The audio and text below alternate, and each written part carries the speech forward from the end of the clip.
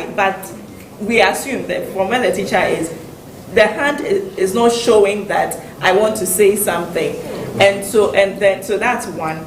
And then the teacher overtly making a comment like that about Rex that looks like it's going to be another F in participation is pretty embarrassing. Because Rex knows he's doing his best to be seen, you know, like for the hand to be seen. So the innovative ways, yes, just as they said, you could call them out.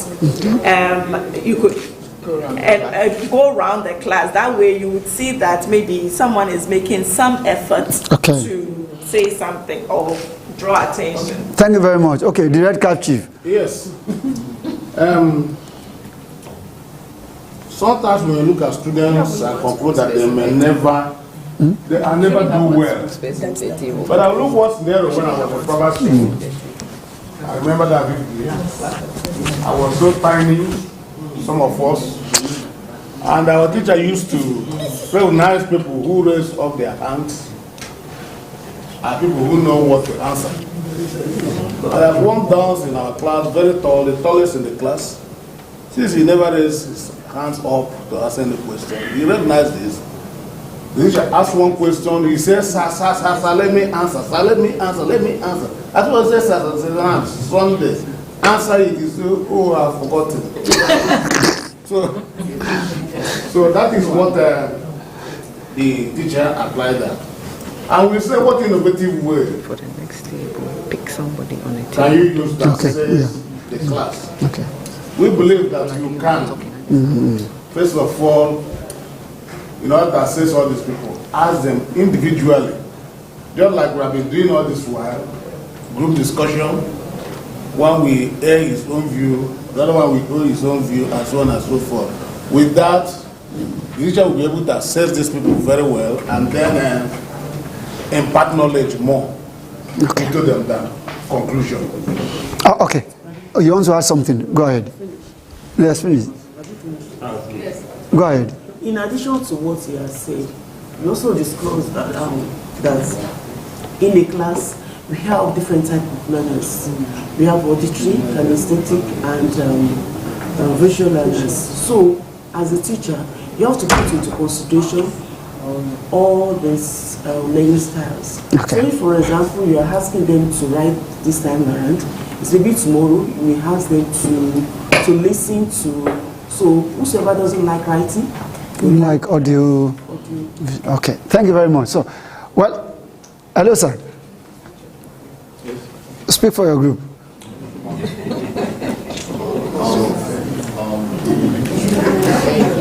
We think that the approach was not completely fair because he was attempting to answer the question, but his hands were short. So we believe that the professor should have accommodated his own special needs. That's one thing.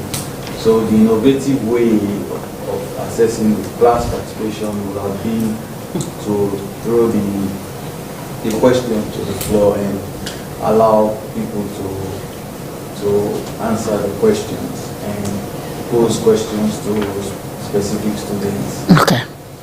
Thank you very much. So on this table, okay, you speak for your table. One class, please. We also thought that this form of... Please, I have the floor. Ogwefi, she has the floor. We say that it reflects the way sometimes as teachers we only pick those who put up their hand, and also we only call on people who we see who are visible, because if you look at the gentleman, like the other group said, his hand is up, but it's quite short, so he's not visible.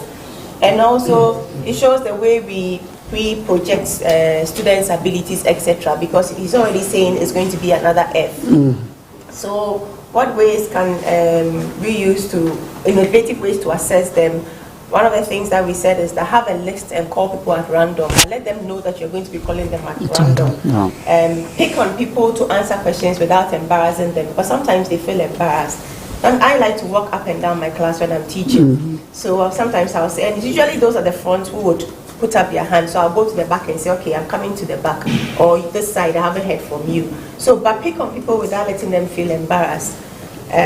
Also, the teacher should give positive feedback. If someone answers a question and the person is wrong, and then you just say, oh, this is a bad answer, then people will not put up Respond, their hand again. Yeah, and then someone also suggested that you may pre-inform the class. If it's a small class, for example, you put them in groups and say, okay, this group, you are going to be the one you're going to focus on when it comes to the class participation, so that they prepare and then they are ready when you call on them. Yeah, can we all put our hands together for ourselves? Well, I'm quite happy about the responses on this. You know, like someone said, Rex has credible disability. His limbs were short. Not his making. Of course, he's not trying to make it up that he's disabled. His disability is credible. You can see he has a problem. But then, the teacher, you know this is not something that's just happening. Because he said, it will be another F. Meaning he has been consistently giving Rex F. And Rex will begin to think within himself, this man is never calling me to answer questions. Yes, he gives me F in class participation. Now, so the issues here can actually be categorized into three: the teacher, Rex, and the classroom environments.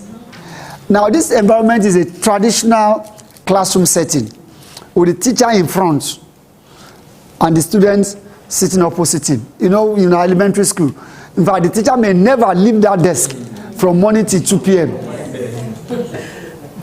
He's there as the sage on stage, ditching it out, and you are just absorbing it. So, whatever is happening behind, the teacher may not even know.